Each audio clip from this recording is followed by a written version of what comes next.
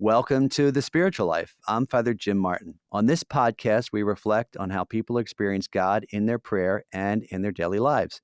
And I'm joined by my excellent producer, Maggie Van Dorn. Maggie, good to be back with you.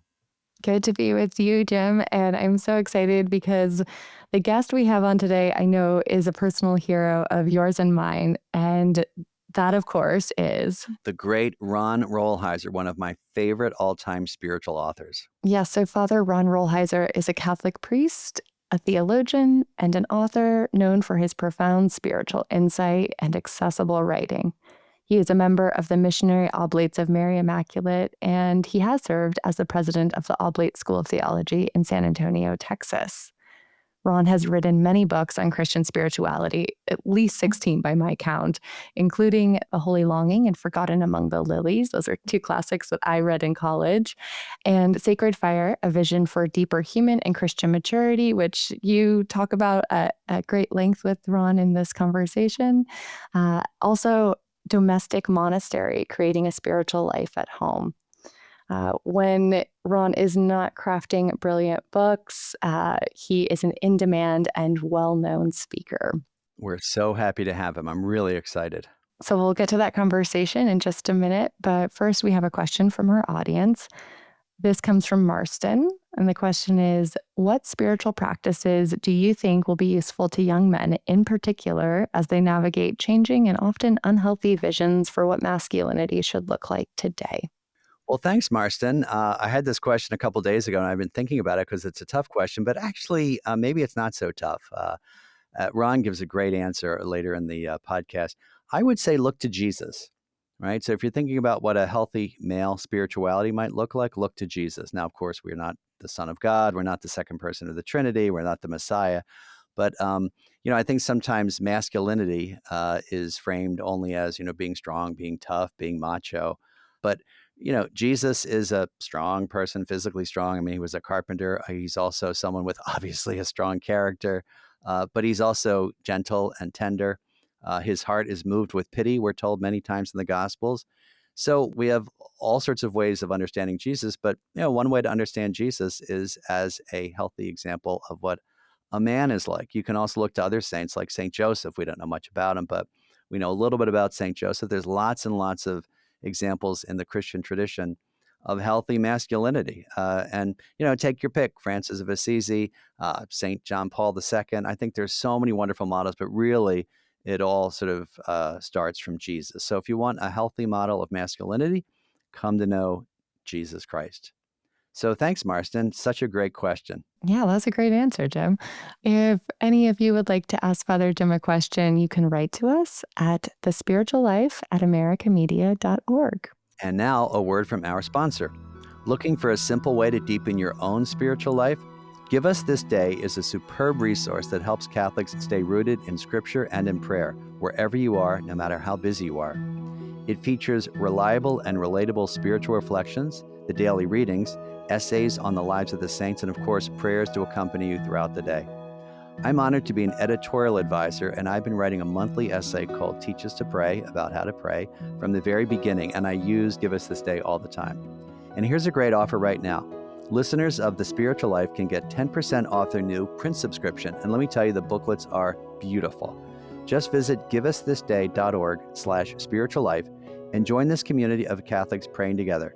Again, that's giveusthisday.org/spiritual life. And now, onto our conversation with one of my favorite spiritual masters, Ron Rolheiser.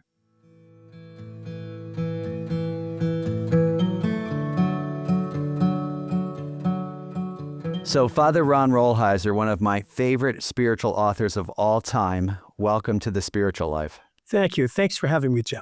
Yeah, I've really been looking forward to this, as much for the audience as for me, because I love talking to you about all this. So just to start off with kind of a basic question, what is spirituality? That can really feel like an amorphous or imprecise term, and it, people seem to use it to mean whatever people want it to mean. How do you define spirituality? Okay, good question. First of all, the word spirituality in English is kind of a new word. If you go to a library before you into the 70s, you're not going to find books with that title in. You will in French. But, we always talk, remember, about the devotional life, the spiritual life. So we had other words for this, okay? Protestants always have the word discipleship and so on. But let me give you an analogy. Theology. I make a distinction in theology and spirituality. Imagine the game of soccer. You have rules, or baseball. There are rules. Those are the rules of the game, but it's not the game. So theology, you've done all these years of theology. That teaches you boundaries, but that's not your discipleship. Then how do you live that out? How are we playing the game of discipleship? How do you live your life so that you're trying to move higher and, become a better person and put on, as Jesus said, the metanous, the metanoia, a higher mind and so on. So spirituality, Jim, I'll leave you with the analogy. It's how we are playing or doing the game of discipleship. So it's living out, you would say, your Christian discipleship in the world? Is that how you would define spirituality? And so we define it now much wider than we used to be. Devotional, were you saying the rosary? What were your devotional practice today? What's your whole practice? What's happening in your marriage? What's happening in your vocation and so on? Now, one of the things we use to define our podcast is we say that we talk about people's experience of God in their prayer and in their daily lives. Do you make a distinction in the spiritual teaching that you do, prayer and daily life, or is it more kind of combined? Well, I think we make a distinction because we have to theoretically, but ideally they shouldn't be. Let me give you a great story I got from John Shade. He said he belonged to this prayer group in Chicago, where everybody has a practice, mindfulness, centering prayer, this kind of prayer, So they asked, one woman said, "What's your practice?" And said, "My practice is raising my kids." Okay, so basically, or an image I got from, you're familiar, or maybe your listeners don't, of Carlo Coretto, the great Italian monk who went to the Sahara Desert for 24 years, lived as a monk there, prayed up a storm, wrote these books. He's living in the desert. Said, I came back to Italy, visited my mother, said, who raised 11 kids, who went through years of her life when she didn't have time to go to the bathroom. Said, she was more contemplative than I was. Said, not that there's something wrong with being in the desert. There's something very right about, living our life, that where your life is a prayer. I wrote the book Domestic Monastery with kind of that thing in mind, But I love the story from Shea. What's your practice? My practice is raising my kids. That's a great segue because we in the Jesuits, as you know, talk about being contemplatives in action. And so let's say a mother asks you that question, how do I live a monastic life or a mystical life in my everyday life? What does that consist of for people? What kinds of advice do you give them to make it more contemplative? I'll give you chapter 1 from the book. Good. Where, Benedict, who wrote the rules of monasticism, and he says, a monk's life has to be ruled by the bell, by the monastic bell. So when the bell rings, you go to the next exercise, not because you want to, but because it's time, and time is not your time, it's God's time. In fact, he has a famous line in there, Jim, you'll recognize, where he said, if a monk is writing a letter and he still needs to cross a T or dot an I, the bell rings, you don't do it. You go to the next exercise because it's God's time. Now, I've lived with the Trappists a couple of summers writing books, and they do that. They have wristwatches, but they run the monastery by the monastic bell, okay? And now, what does that mean for somebody who's not a monk? Well, your monastic bell, first of all, it's your alarm clock that goes off in the morning. And you get up not because you want to, because it's time. And then all the duties of your life, you go to work, you're doing this, you're paying mortgage, you're raising kids. So that's all the monastic bell, Notice you're being called out of, what you'd like to be doing or like to be resting. The monastic bell calls you out. See, so that in a certain sense, if you look at it, a home is a monastery, a rectory is a monastery, and so on. You just have your bell is a little different than the monks, but it's a bell. This morning when the alarm clock went off, the monk in me said, oh, darn, I got to get up, not because I want to, because it's time, and time isn't our time, See, my parents' generation were an older generation, but they had a Catholic thing at the time where they called your duties of state. They said, if you follow your duties of state, they'll take you into sanctity. So Jim and I are priests. Our duties of state are different than somebody who's a married woman who's raising kids. But said, just be faithful. And that'll take you where God will take you where you need to go. Well, let me ask you something, because I think this is so interesting. My novice director used to say, avoid the extreme, which is to say, my work is my prayer, right? And so where does prayer fit into this? Because, and how do you respond to that line when people say, my work is my prayer, I don't have to pray? Jim, I think we had the same novice master. Yeah, that too. Right. Well, he used to say, the full quote was, if your work is your prayer, then you're doing neither one well. They're calling for a balance, see, so that, for instance, if I'm a professional contemplative, my work is my prayer. Trappists, they're there to pray for the world. You're an active religious or people raising kids and so on. You're not a professional contemplative. Now, you have to balance that. It'll be a different balance, but in order for you to stay healthy as an active priest, you also better be praying. The same as a contemplative, stay healthy, a contemplative, they also need to be doing community stuff and so on. So it calls you to balance. One of the things our novice master said, which I still remember along the same lines, he said, like, if you make your work your prayer, say, I'm too busy, I'm doing all this to praise it. But then when you aren't busy, if you don't pray, there's something like that.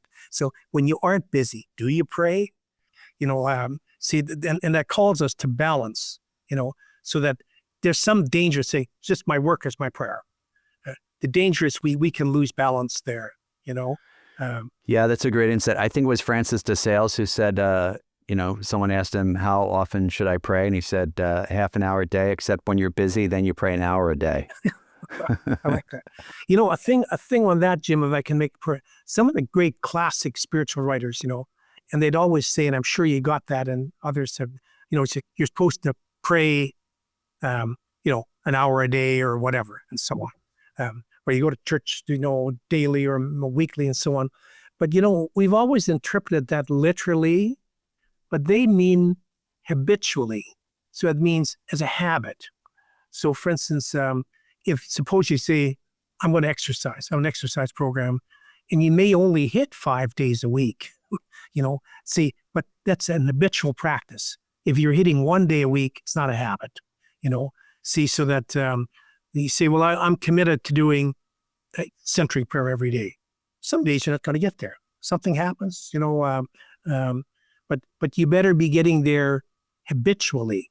And how do you introduce those habits into people's lives? I mean, I'm a spiritual director as you are, and I have so many people that say, I struggle with prayer. I'm too busy for prayer. I can't, endless. I can't pray. My prayer is dry. It's boring.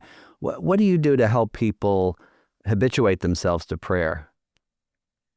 What you start with the thing is that you have to do it. Okay. If I say I'm too busy to pray, and that can be on a given day, but not for a given season of your life, or even maybe for a young mother having a birthday, maybe it can be a season. But for another person, you can go through a week, you can go through sometimes when you're too busy. But then if you say habitually I'm too busy, that's a sure sign that you need to pray. And you can't slow your life down, so that you have to do that. It's the same as if you're a medical doctor and a person says, I'm just too busy to exercise. Well, you're living a dangerous life, because you're that busy, you better be exercising. You don't want to die of a heart attack at age 50, so that you see the analogy. Mm-hmm. But then the second part of your question is, I'm bored, I don't like it, this and so on. I handle that in a different way. I'm going to use a colorful expression here. You can edit it out if you want to, but from Annie Lamott, the spiritual writer from San Francisco. So she tells a story about her own son, Samuel, said, I raised him virtually in church. He loved it, going to church. He gets to be 14, comes home one day and he says, I don't want to go to church anymore. She said, why not? Said, it doesn't mean anything to me. So this is a colorful answer. Annie Lamott at her best. She says, I couldn't give a shit whether it means anything to you. She said, That's a child's answer. It doesn't have to mean anything to you. So it's like visiting your grandmother. You don't visit your grandmother because it means she's your grandmother. You don't go to pray because it means something to you.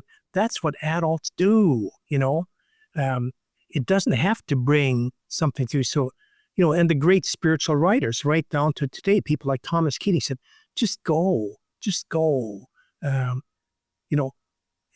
Or use this analogy. Suppose you have your mother in a senior's home, assisted living, and you're the dutiful son or daughter, and you happen to be living close by, and so you visit her 5 nights a week for an hour. How many times would you have an interesting, exciting conversation with your mother? Once or twice a year. And the other times you talk about the weather, the sports team, this, those are good visits. And even if you fall asleep while she's eating, you're there. So I like adding the much. It doesn't have to mean anything to you. You do this because that's what adult people do. If you believe in God, you spend some time. You visit your grandmother in the senior's home. Well, that's a good analogy for me since I visit my mother in the nursing home often. Let me ask you something a little more personal. What's your prayer like? What's your daily prayer like, and what happens, and how do you like to pray? Okay, I'm German, or third generation, but so I like structure.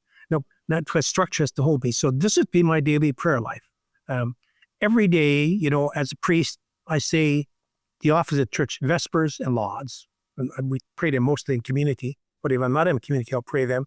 And then I try to go to daily Eucharist, and usually 5 or 6 times a week I'll make it, and you might miss 2 days a week and so on. Okay. Then in terms of my own private prayer, and I'm busy, and a lot of times, you're tired and so on. I try to do 20 minutes to half an hour of centering prayer. And centering prayer is hard for me. I'd much sooner do discursive prayer. For years I did Lectio Divino on your read, and but centering prayer, you just sit. Am I doing this right? Because you're not even supposed to try to think holy thoughts. You're just supposed to sit. 20 minutes is a long time. Where the other night, because I was on retreat, I did 40 minutes. It was the longest 40 minutes I spent this week. Because time moves slow. But that's exactly the point of it. I'm usually wound up and so on to slow down, but I do it as a discipline. And as Thomas Keating said, when you do centering prayer, you don't evaluate it the way you do discursive prayer. Did I pay attention? No, you just do it as a habit, and then see if your life is getting better. Thomas Merton used to say, I can tell your prayer life how it is by how you're driving. There's a scary thing.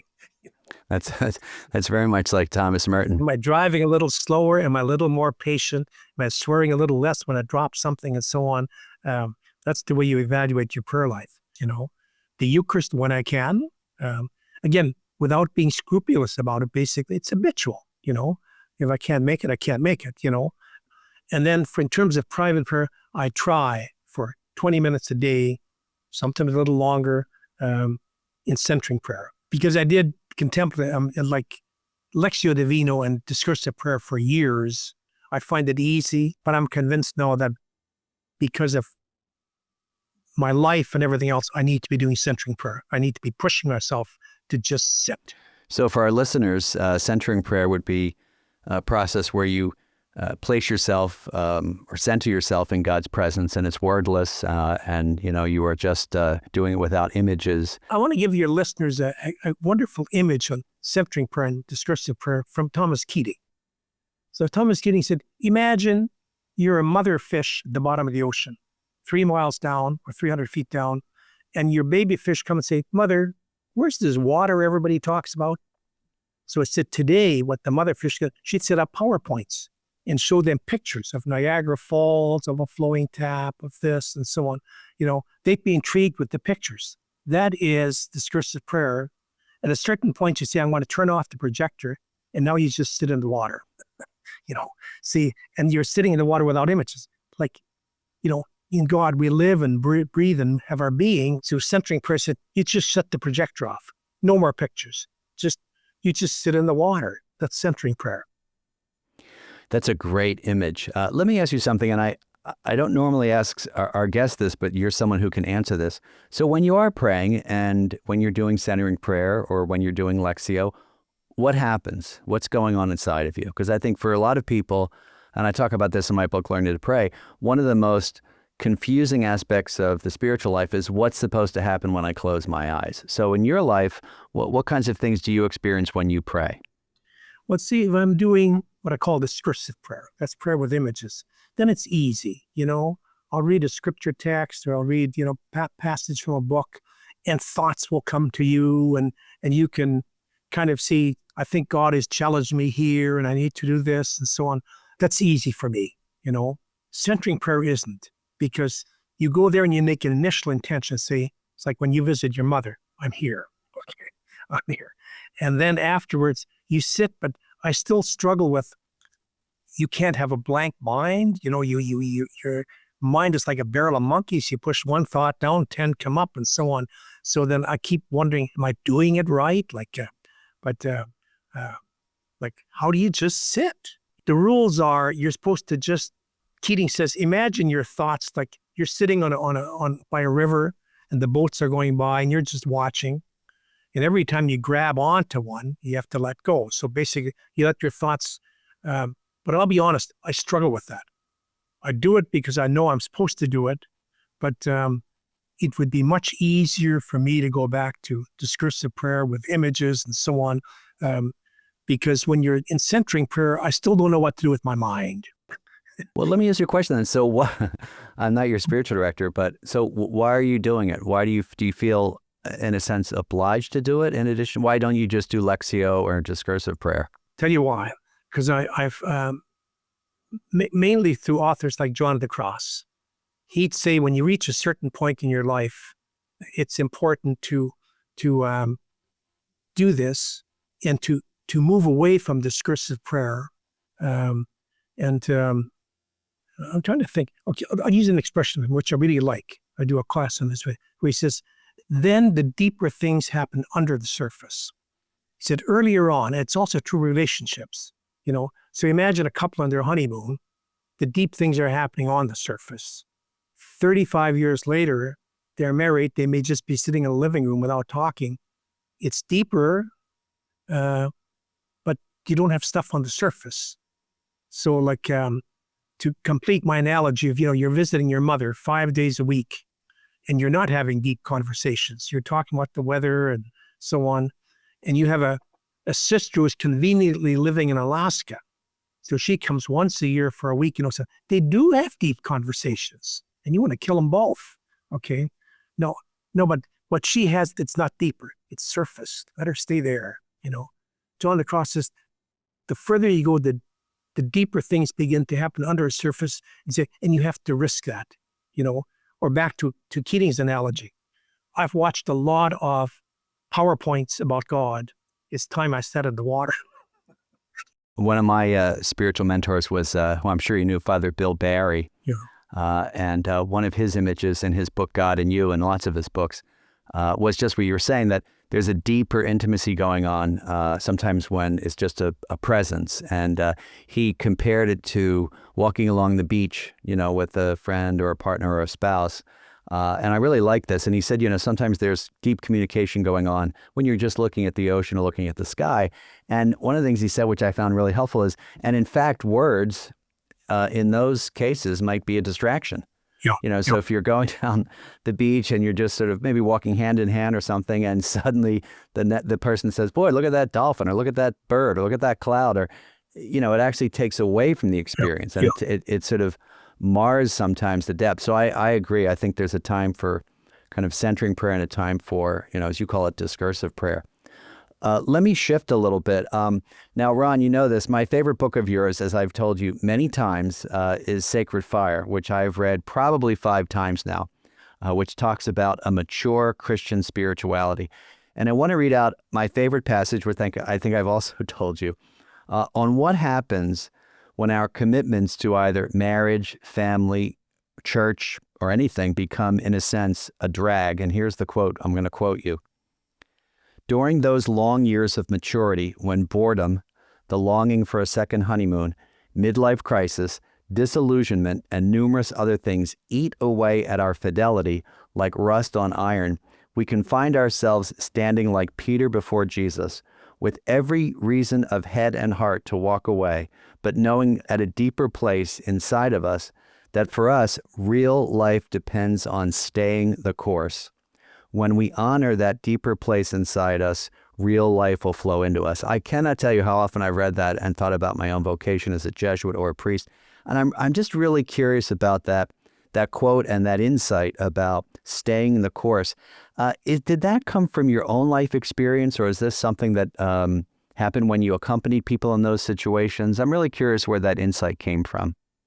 All of the above, my own life experience. But let me give you a little theoretical stuff on that. You know, we all know the famous quote of C.S. Lewis when he became a Christian.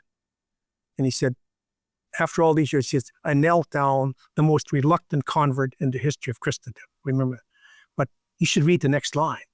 He said, I knelt down, the most reluctant convert in the history of Christendom, said, because I had come to realize, they said, that the harshness of God is kinder than the softness of man, and God's compulsion is our liberation. So what is God's compulsion? So talk head, heart. See, your head tells you what you think is wise to do, and your heart tells you what you'd like to do, but there's a deeper thing inside of us. And that tells us what we have to do. See, so you take Peter again, standing in front of Jesus. That's right after the bread of life discourse, where they're all disillusioned. His head isn't in it. He's telling Jesus, doesn't make any sense. His heart isn't in it. He'd like to walk away, but he's in it, just realize, I have to stay. This is going to bring me life. I may not walk away. I want to quote a Jesuit for you here, whose name you'll recognize, Daniel Berrigan. Sure. When I was a young priest, and again, I got to apologize about a colorful word, but this is Berrigan.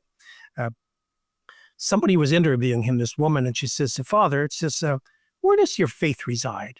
Your head or your heart? And Daniel, they said, ma'am, he said, faith is rarely where your head is at. He said, and faith is even less rarely where your heart is at. He said, faith is where your ass is at. He said that anybody who's been in a commitment for any length of time, there'll be days or there'll be seasons when your head isn't in it, your heart isn't in it, but you're in it. And not only that, you mean it. So you give me an example. Imagine a couple, before they leave in the morning, they kiss each other and say, I love you. Okay. Some days on that particular day, that's pretty empty. They don't mean it effectively, but they mean it deeper down. The heart isn't in it, but they're in it. They realize this is my spouse and I'm lucky to have met this person. This is my life. See, so I think when we talk about faith and commitment, it's so important to push to that level. It's not so much in my own life, Jim, even becoming a priest. I didn't become a priest because I wanted to, or I became a priest because I had to. This was a call that's kind of, you're asked to do this and I'm going to do it. Now, what does that mean? I completely agree. I'm curious, what did that mean for you in your life? How did that work itself out? Because I would imagine some people say, oh, I really want to be a priest, or I really feel drawn to this in my vocation, my desire. We're told to pay attention to our desires. How do you distinguish between something that is kind of surface and something you have to do? And how did that work in your own life? Because I don't want to rule out, for instance, I had an older brother who was a priest, who was a great missionary. He wanted to be a priest. Okay. I didn't, For me, it was a call, and it was in old Catholicism, which you may have just got part of, because you're younger, where every young man or woman had to ask themselves, do I have a religious vocation? Sister, am I meant to be a sister? And my mother put that out to me, which I resented. Are you maybe called to be a priest? Now, this is going to sound very out of step today. I graduated from high school at age 17. Okay, because that was a late, October birthday, and I didn't want to go to the seminary, and I went because I thought I'm called to do this. And when I look back now, say, how do you make a decision at 17? That's still the clearest and most unselfish decision I've ever made in my life, and the most life-giving one. This has turned out well. I thank God every day. I'd have probably messed up my life in 1,000 ways. And I look back, I did it at 17. I'm 77. So that's a lot of years back. It's the clearest decision I've ever made and the most life-giving one, and no regrets. Some rough years in between, but no regrets. Did that question, what do I have to do here, sustain you in those rough years? It held me there, But okay, I think I can say this, you're a priest, but there's a lot of years, and you're young, you fall in love with people, and the attraction of leaving and marrying, it's powerful. Or sometimes you can fall in love, or somebody falls in love with you. It's almost obsessional. And you say, how am I going to get through the next season? Let's say no, but it was always, no, I'm called to do this. There were some hard things to work through, particularly in my case to do with celibacy. Like Henry Nouwen was one of my saints. Henry Nouwen, a couple of times, he fell in love with somebody, and as a celibate, couldn't process, he had a breakdown, had to go to, for clinical therapy, but there was an honesty there. But notice with him, I can't leave the priesthood. The compulsion, it's a hook. Yeah, what do I have to do? Now, you brought up celibacy and chastity, and as I've told you also, your writing on that has really helped me a lot. One of my favorite quotes from you is, "Chastity is proper respect and proper patience, not just for how we stand before sex, but for how we stand before all of life." How do you explain chastity or celibacy, I know they're slightly different, to people who don't understand it, and what would it mean in your life? See, chastity, first of all, isn't primarily even a sexual thing. It's powerful. But chastity is how we stand before life. The biblical image I use, which is powerful, which is Moses before the burning bush, and God says, take off your shoes. The ground you're standing on is holy ground. I believe that all sins are ultimately sins of irreverence. You're somehow violating boundaries, your own boundaries, somebody else's boundaries, and so on, that all sins are sins of irreverence. And chastity basically is another word for reverence, respect. You know what I say in the book, for instance, a contemporary, the Me Too movement of women today, that's a movement for chastity. It's women are saying, like, I'm not being properly respected here, and that's why I believe it's one of the most important virtues there is, and yet, our society has this whole negativity around it, like During says, can anybody say the word chastity without a cringe? Now, all of us, of course, are called to chastity in different ways. Some of us take vows of chastity. What about celibacy, which is not being married? That's part of priestly life and religious life. How do you explain that? With difficulty? No. Let me start with a quote from Merton. A journalist once asked Merton, she says, Father, what's it like being celibate? And Merton, being Merton, said, it's hell. He said, you're living in a loneliness that God himself condemned. God said, it's not good to be alone.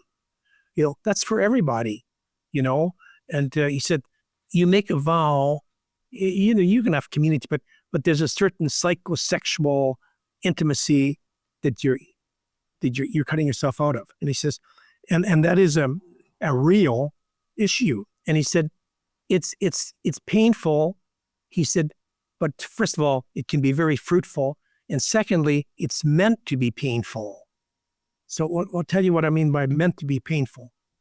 When I was a seminarian, and we call like the Jesuits, we call ourselves scholastics, and we had an old priest who was our history professor, who was a cranky old man, a wonderful man. We used to have a joke, you can't like him, but you have to love him. And, he's always cranky and so on. But later on, he got sent, and he's working a commission in Rome, And in 1991, I became provincial of the Oblates in the West. And a classmate of mine, who had studied with him, he became provincial in Toronto. So we had to go to Rome for what we sarcastically call charm school for a provincial and so on. So one night we went out with this cranky old guy, and this is the story I'm going to get on chastity or celibacy. So we're eating in a Roman restaurant, and Chris, my Toronto colleague, says to him, Father, he said, do you find your work here meaningful? And he said, that's a stupid question. He said, that's a question for your generation. Meaningful work. You have that meaningful work. He says, but to answer the question, he says, 90% of what I do is pure rote, but I'm good at it. There's satisfaction. I'm doing a job. He said, and 10% is creative and it's meaningful. But he said, that's enough. He said, I'll tell you why I reacted to meaningful work. said, my dad raised a large family, and he worked for 40 years in a job where he fed cattle in a feedlot. He'd get up every morning, have breakfast, take a lunch kit, and from 7 till 5:30 at night, he fed cows. He said he wasn't looking for meaningful work. He was doing a job. He was feeding a family. He said, that's also the way I understand celibacy. Well, pardon me, he said, so when I'm doing this work and 90% isn't meaningful, that's my solidarity with normal people. He said, that's also true of my celibacy. He said, I've read every book they wrote on celibacy and they don't help. You go to bed alone at night. He says, but you know something? When you go to bed alone at night, he says, I'm in solidarity with the real poor of this world. The real poor don't have anybody. He said, we have the luxury of making a vow of celibacy. He said, millions of women and men don't have that luxury. It's forced on them. It's not a choice. He said, they go to bed alone at night. He said, that's the true poverty. He said, that's the only thing that's, been meaningful to me as a celibate, He said, but it's kept me there. He said, we are in solidarity with the poorest of the poor. We're people who don't have anybody.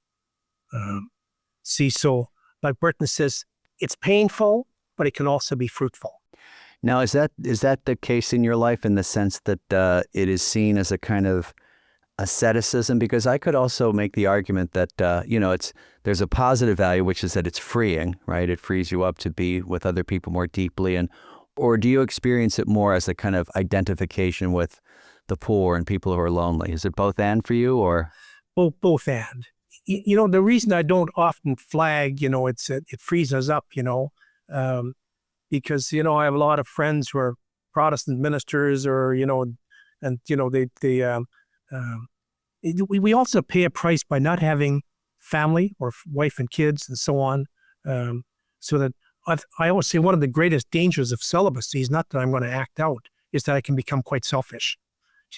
See, you don't have a wife or a partner to call you, say, Jim, you shouldn't be doing this. So I live in a community. The community is good, but you can, as a religious, you can get selfish as a celibate. There's nobody to call you on it, Definitely. And I think that's the real danger inside of celibacy, Yeah, and you become like a, kind of a independent bachelor in a sense. Yeah. And sometimes it's hard for the community to challenge you on things, right? It's easier to just let the guy kind of go and sort of spin off a little bit. I think that's really helpful in terms of the identification with the poor. And your friend is right that it is an asceticism, and it is difficult at times. Let me switch to something that I just read recently, Ron. I don't know if I've shared this with you, of how much it meant to me. Something was so interesting and almost counterintuitive. You have a fascinating insight on praying when you're suffering. I think this may be in Sacred Fire. And you mentioned that sometimes it kind of turns us in on ourselves and makes us focus even more on our own suffering. Now, in kind of classic modern Christian spirituality, the idea would be, well, if you're suffering about something, some physical thing or some emotional or mental thing or financial thing, you would want to, in a sense, focus on it and talk to God about it and be honest with God about it. But I found that what you're saying actually makes a lot more sense, and it helped me more, which is that if you do focus on it too much, you can turn in on yourself. And I think you say at some point in the book that the key is to focus more on God. Right? Can you talk a little bit about that? Okay, and again, I want to start with a story. I got this from a very good psychologist in graduate school in Belgium at Louvain, Anton Vergot, class C psychologist. I was sitting in his class, and one day he said, we was talking about depression. When people get depressed or you get obsessed, he says, I know all of you are priests and so on. He says, your kind of go-to thing is you take your problems to the chapel. And he said, sometimes that's the last place they should go, because they're going to go and all they're going to do is obsessing more and more and more. He said, depression, he said, is a form of over-concentration. Like, basically, you just can't get your mind off this thing. He said, you're over-concentrating, so you got to break the concentration. Remember one of my own nephews, phoned me one day, this was years back, and he had broken up with his girlfriend. He was depressed. Said, I'm going to leave my job for 2 weeks and I'm going to go to the mountains, take a cabin and think this through. I said, that's the stupidest thing you could do. You're going to go through a breakdown, I said, stay with your job, go to movies, see friends, do stuff. That is time when you need healthy distraction. You need to be with people. The last thing you need to be is to be alone, because you're simply going to marinate in that, So sometimes you take your problems to the chapel, and sometimes I agree with him. That's not where you want to be, because you'll simply obsess with it and get deeper into it. So in spiritual direction, I make a difference between somebody who's, they're not in the season of depression. You can push them, go to the chapel. Sometimes when somebody's in depression, it's the opposite. You need distraction. You need to be with people. That's a great insight. That's very helpful for me to hear. So the distinction would be someone who's maybe struggling with depression or even despair, because I can hear people, pushing back and saying, oh, well, I need to talk about these problems with God. So you're saying sometimes it's appropriate, but sometimes it can lead to this overfocus, correct? I make a distinction between 3 kinds of spirituality. When I call, for instance, spirituality the ascent. Sometimes, we have to push others ourselves. Can you do it higher? Can you be a better person? Basically, and then we have spirituality of the descent. That's like Lent and stuff. Can you face your shadow? Can you face darkness? Can you face chaos and so on? What are you afraid of? And then I have spirituality of maintenance. So can you get a foot in front of the next one? Can we get you stabilized enough that you can either ascend or descent? I think spiritual directors sometimes make a mistake that you're pushing people who shouldn't be pushed. You're pushing people, they should be, embraced in therapy. Basically, this is not a time to reach higher. It's not a time to, face your shadow. You're already, this is a time, can we get you walking steady, 1 foot in front of the next, and then we'll get you to chapel. That's very insightful. Thank you for sharing that. I think we're going to go to our audience question now. Ron, this has been such a great conversation. I could talk to you for another 3 hours, but we take questions from our audience as a way of wrapping up. And this is from someone named Marston. He asks, what spiritual practices do you think would be useful to young men in particular as they navigate changing and often unhealthy visions of what masculinity should look like today? Well, let me start with the question of images of unhealthy masculinity, and I think you can get this in 2 ways. One of them is, kind of what some people maybe unfairly call toxic masculinity, where the masculine, you got to be strong, you got to reassert yourself, that feminism has softened the masculine soul and so on. No, don't go there. And that's not the true men's movement. On the other hand, to say all we need to do is to feminize ourselves more. I was part of the original men's movement, which was more anthropological. You had Robert Bly, Robert Moore, James Hillman, and I was impressed with them. Their idea was this, the healthy male. They say feminism catalyzed the men's movement, but it's not a reaction to feminism. They say they said, why a lot of men are macho and, unhealthy. Said, it's because it's not that they're in touch with the feminine. They're not in touch with their true masculine soul. That's the paradox, You have to be in touch with what's truly masculine inside of you. Robert Bly, who began the men's movement, the anthropological men's movement, he said, what started this? He said, I had a bad father, dysfunctional father. And he says, and I started going to feminist seminars, some were pretty radical. And he said, what happened is, he said, I noticed this, that the women who were leading these things, they were strong. He said, if the devil had come into the room, they'd have torn him up and thrown him through the window. He said, and the men who were there were sensitive, wonderful men, but they were depressed. That there was a depression. There was no masculine energy. So he said what he did. He said, I'd go to feminist seminars, and during the break, I'd pull men into a room. He said, I just told him the story about my own father. Said, and half of them were crying, said, which spoke volumes about their alienation from their masculinity, you know. See, so the original men's movement wasn't to put men in touch with their femininity, you know, in touch with their masculinity. When I'm macho and toxic, it's because I'm not a true man. And now that's been seconded where today, you know, there's a powerful men's movement that I'm not associated with, you know, and their idea is you got to be strong. The man's the man, the head of the household, you know. In fact, one of our major government leaders said that's recently empathy is a sign of weakness. You know, that's toxic as you can get, you know. Now, what spiritual practices? I think to somehow be with other men where you can talk some of this through, you know. I'd say talk to friends, talk to therapists, join a healthy men's group.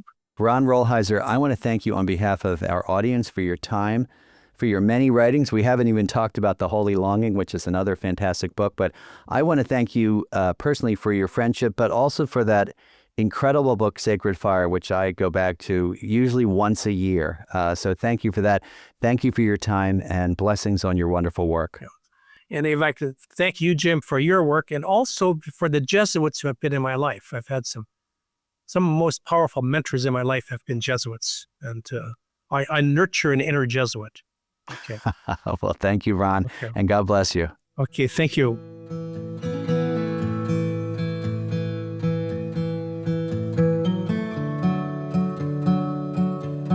Well, Maggie, so you and I are both fans. I think you are more of a fan of Holy Longing, and I'm more of a fan, as I said, of Sacred Fire, but I'm just, Only because I haven't read Sacred Fire yet. you'll love it. And I'm so glad you got a chance to meet him. Yeah, me too. We covered a lot of ground in this conversation. And one thing that you actually brought up was around staying the course. And there's this sense of like, there's what your head wants to do, there's what your heart wants to do, and then there's what we have to do. Why did you bring that up? Why did that quote, arise for you in this conversation? Well, that quote has always been really meaningful to me ever since I read it about, Jesuit life in general. Jesuit life can be hard. Life as a priest can be hard. Life in general can be hard for everybody, right? And this idea, these three questions: what is the wisest thing to do? What would I most like to do? And he compares it to, like, gosh, if you're married and you want to, run off with somebody, right? It sounds exciting and it sounds like fun, right? But it would be ruinous. So what do I have to do? And I think that's just so compelling for people in a certain stage of life, right? Where you have commitments, you've made promises, you've made vows in some cases, right? And so what I want to do sometimes is really has nothing to do with what I have to do, what I'm called to do. And he tied it really to this sense of vocation. I've rarely heard priests speak so clearly about, their call, being so unmistakable. Usually there's kind of wrestling. But I just think that that's such an adult question, right? It is. You sort of put away childish things and say, here's what I have to do, even though it may not be what I feel like I want to do at the moment. So I've just found that really profound. And that's one of the reasons I really love that book so much.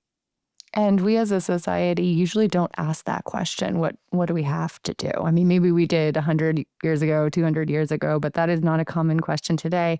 And if I detected this correctly from the both of you, it's not as though what I have to do always leads to kind of a slavish commitment to something. Right. There's often life at the other end of that too, right? Yeah, and I think that's the end of the quote, real life will flow into us when we honor that deep place inside us. Absolutely, because we believe if we have a vocation to whatever it is, that God's going to be with us.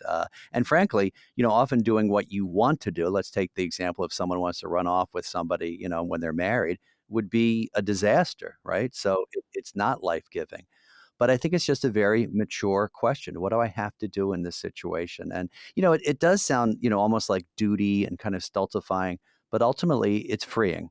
And so I Mm. think because I think what he's writing about is all about freedom. Yeah.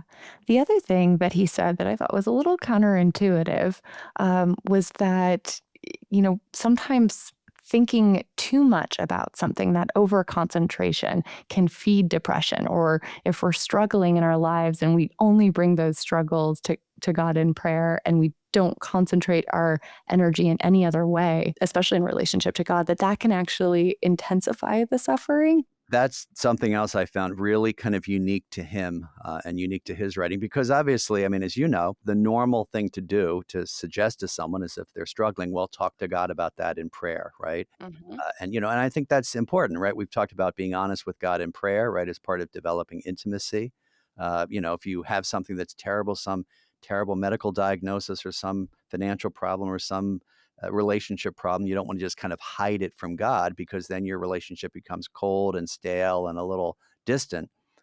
But his point, which is really interesting, is that if you continue to talk about it and do nothing but talk about it and focus on it, particularly if you're in a state of depression, it can really exacerbate it and it can really kind of mire you in it.